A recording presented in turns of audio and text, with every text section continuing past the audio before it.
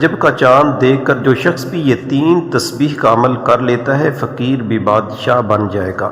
بے شک آپ آزما سکتے ہیں۔ محترم ناظرین، ماہ رجب کا چاند ظاہر ہوتے ہی خاص قبولیت کی گھڑیوں میں جو وظیفہ میں آپ کے حوالے کرنے جا رہا ہوں یہ اللہ والوں کا وظیفہ ہے، اور آپ نے بالکل اسی طریقے اور ترتیب سے پڑھنا ہے جو اس ویڈیو میں بتایا جائے گا۔ جو بندہ آج یہ وظیفہ پڑھ کر رب کریم سے جو بھی مانگے گا اللہ غیب سے عطا فرمائے گا۔ اللہ والے ماہ رجب کے چاند کا کیسے استقبال کرتے تھے اور ماہ رجب کے چاند کو دیکھتے ہی اپنی حاجات کو کیسے پورا کرواتے تھے، اپنی پسند کا نصیب اور تقدیر کیسے لکھواتے تھے۔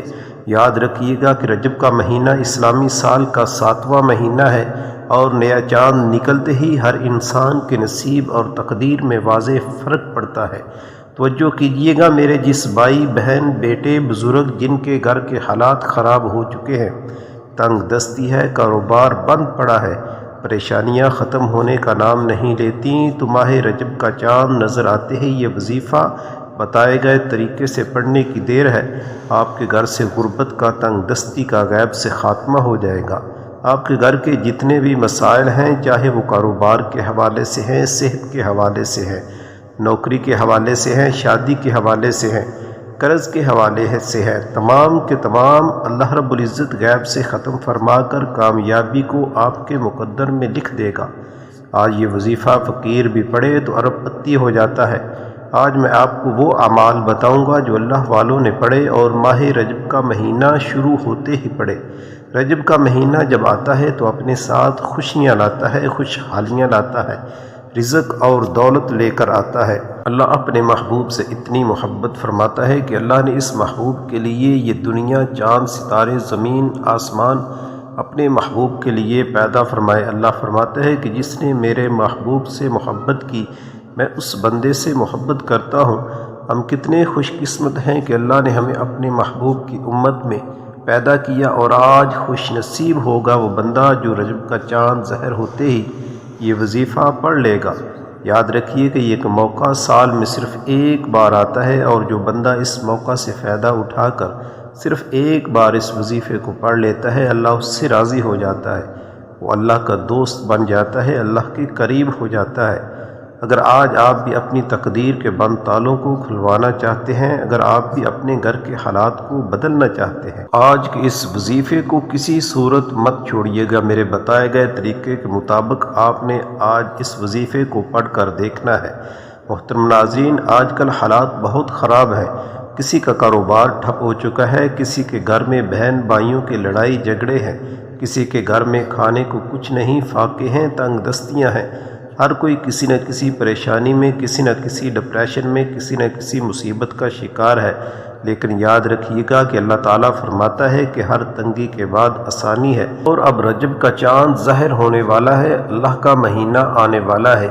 جو شخص اپنے اجڑے ہوئے نصیب کو چمکانا چاہتا ہے، جو شخص اپنے بند کاروبار کو چلانا چاہتا ہے، جو کوئی بیمار ہے مکمل شفا پانا چاہتا ہے، جو کوئی تنگ دست ہے رزق اور دولت حاصل کرنا چاہتا ہے، پریشانیوں سے نجات حاصل کرنا چاہتا ہے، اپنی قسمت کے ستارے کو چمکانا چاہتا ہے، رجب کا چاند ظاہر ہونے والا ہے۔ آج قبولیت کی گھڑیاں آ چکی ہیں، آج اللہ سے خزانے لوٹنے کا وقت آ چکا ہے۔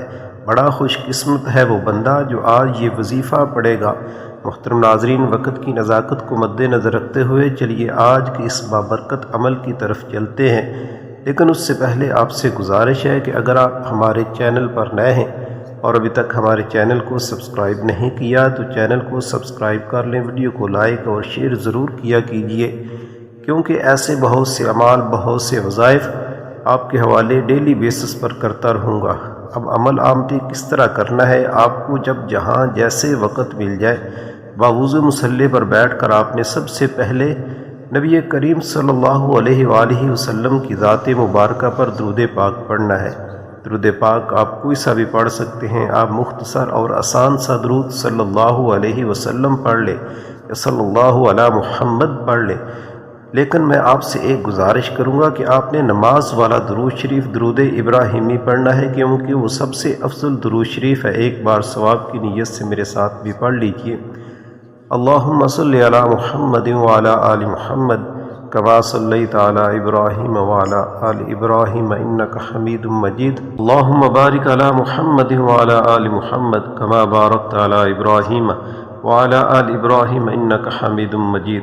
ایک بار درود پاک پڑھنے کے بعد آپ نے سب سے پہلے اپنے خاص مقصد کی نیت کرنی ہے۔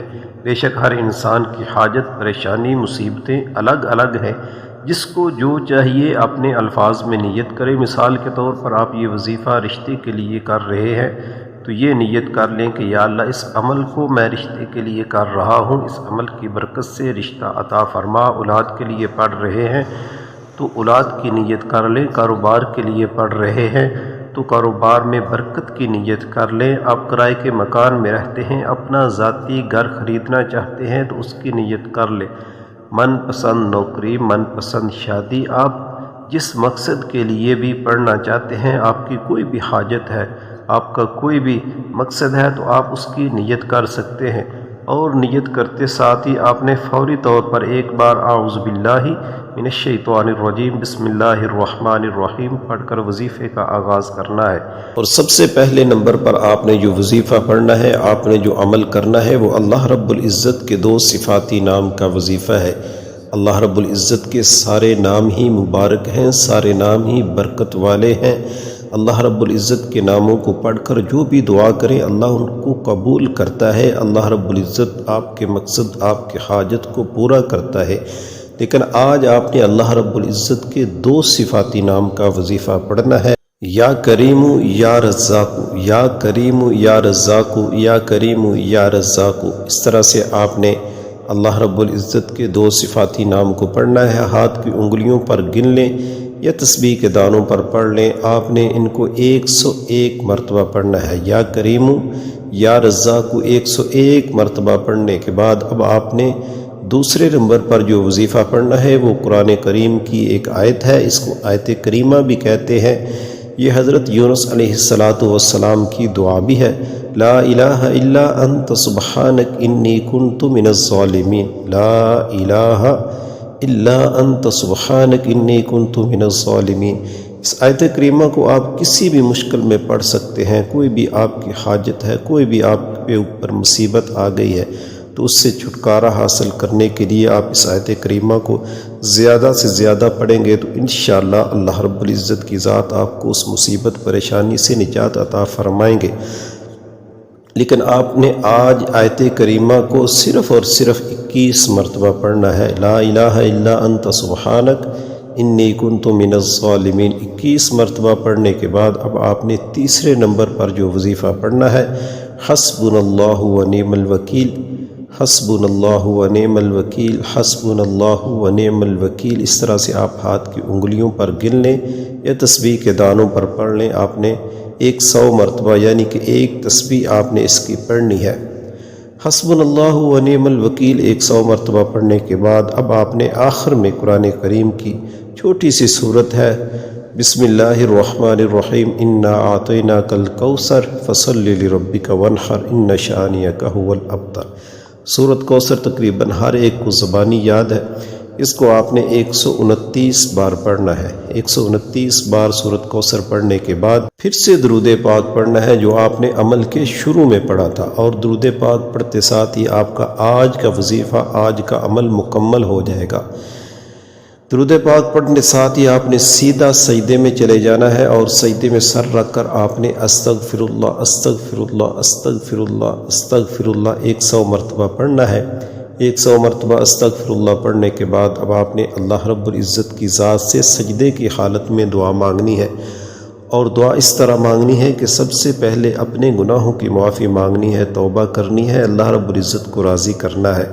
ایک بات یاد رکھیے گا کہ ہمارے اوپر جتنے بھی حالات آتے ہیں، پریشانیاں، مصیبتیں، دکھ، تکلیفیں، پریشانیاں، آزمائشیں آتی ہیں، یہ اللہ رب العزت کی طرف سے ہوتی ہیں اور یہ ہمارے اعمال کا نتیجہ ہوتا ہے، کیونکہ ہم سے کوئی نہ کوئی غلطی، خطا، بھول ہو جاتی ہے کہ جس کی وجہ سے اللہ رب العزت کی ذات ہم سے ناراض ہو جاتے ہیں۔ پھر اللہ رب العزت جب ناراض ہوتے ہیں تو آزمائشیں آنا شروع ہو جاتی ہے، گھر میں بے برکتی ہوتی ہے، لڑائی جھگڑے ہوتے ہیں۔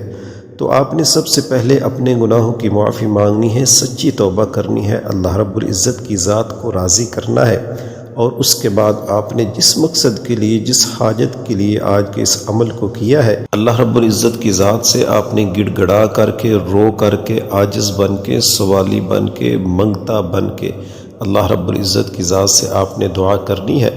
انشاءاللہ اللہ رب العزت کی ذات اپنے فضل و کرم سے آپ کا جو بھی مقصد ہوگا، جو بھی حاجت ہوگی، جو بھی پریشانی ہوگی، جو بھی مصیبت، دکھ، تکلیف ہوگی، اللہ رب العزت کی ذات اس کو دور فرمائیں گے، اور آپ کو آپ کے مقصد میں 100% کامیابی عطا فرمائیں گے، اور آپ کے گھر سے لڑائی جھگڑے، بے برکتی ختم ہو جائے گی، اور آپ خود اپنے گھر میں خوشحالی کو آتا ہوا دیکھو گے، بند کاروبار چلنا شروع ہو جائے گا، رحمتیں برکتیں نازل ہوں گی، گھر میں لڑائی جھگڑے ختم ہو جائیں گے۔ اس کے ساتھ آپ نے ایک کام لازمی کرنا ہے کہ 5 وقت کی نماز خود بھی پڑھنی ہے، اور اپنے گھر والوں کو بھی نماز پڑھنے کی پابندی کروانی ہے، کیونکہ نماز چھوڑنے کی وجہ سے گھر میں بے برکتی، لڑائی جھگڑے، فساد، یہ سب کچھ شروع ہو جاتا ہے، اور شیطان اپنا ڈیرا ڈال لیتا ہے۔ تو اس لیے نماز کی پابندی کرنی ہے۔ نماز آپ صلی اللہ علیہ وسلم جب معراج پر تشریف لے گئے تو اللہ تعالیٰ نے تحفہ دیا تھا، یہ اللہ تعالیٰ کی طرف سے تحفہ ہے اپنے اس امت کے لیے۔ تو آپ نے نماز کی پابندی کرنی ہے، نماز کو کسی صورت بھی نہیں چھوڑنا، اور پھر دیکھیے گا تو انشاءاللہ اللہ رب العزت کی ذات سب پریشانیاں ختم فرمائیں گے۔ دعا ہے کہ اللہ رب العزت کی ذات میرا سنانا اور آپ کا سننا اپنی بارگاہ میں قبول و منظور فرمائے۔ رزق میں برکت اور وسعت کے لیے اللہ تعالیٰ کے 99 ناموں میں سے کوئی سا بھی ایک نام کمنٹ میں ضرور شیئر کیجیے گا۔ اللہ تعالیٰ ہم سب کا حامی و ناصر ہو، آمین یا رب العالمین۔